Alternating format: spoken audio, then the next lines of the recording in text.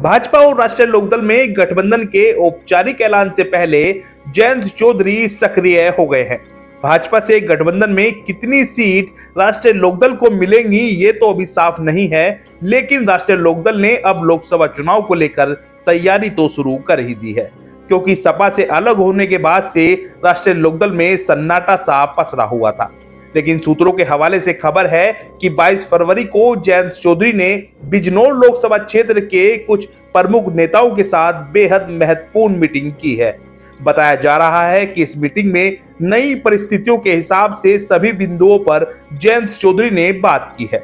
जानकारी तो ये भी है कि प्रत्याशी को लेकर भी चर्चा हुई है और जयंत चौधरी बिजनौर से किसी गुर्जर समाज के नेता को उम्मीदवार बना सकते हैं, लेकिन अभी तक तस्वीर बिल्कुल भी साफ नहीं है।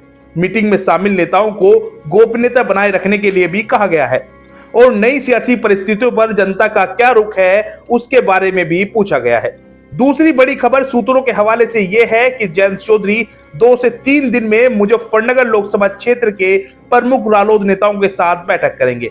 ये खबर इसलिए ज्यादा अहम है क्योंकि अब तक यही चर्चा परवान चढ़ रही थी कि मुजफ्फरनगर सीट भाजपा के खाते में ही रहेगी। हालांकि मुजफ्फरनगर जिले के कुछ नेता पिछले सप्ताह जब जयंत चौधरी से मिले थे तो उनसे जयंत चौधरी ने कहा था कि भाजपा से गठबंधन में मुजफ्फरनगर लोकसभा सीट की चिंता तो मत कीजिए।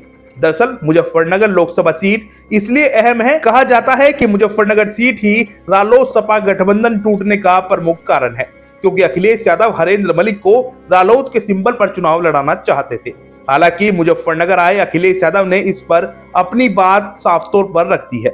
अब देखना होगा कि जयंत चौधरी मुजफ्फरनगर जिले के प्रमुख रालोद नेताओं से क्या बात करते हैं, लेकिन मीटिंग बुलाने की सुगबुगाहट से सियासी तापमान तो चढ़ ही गया है। हालांकि रालोद के जो टिकट के दावेदार थे उनमें से ज्यादातर ने चुनावी तैयारी तो बंद ही कर दी है। चर्चा यह भी है कि जयंत चौधरी 2 सीटों पर भाजपा से समझौता करने के लिए अभी तैयार नहीं दिख रहे हैं। जयंत चौधरी की कोशिश है कि 4 से 5 सीटें तो कम से कम भाजपा गठबंधन में ली जाए।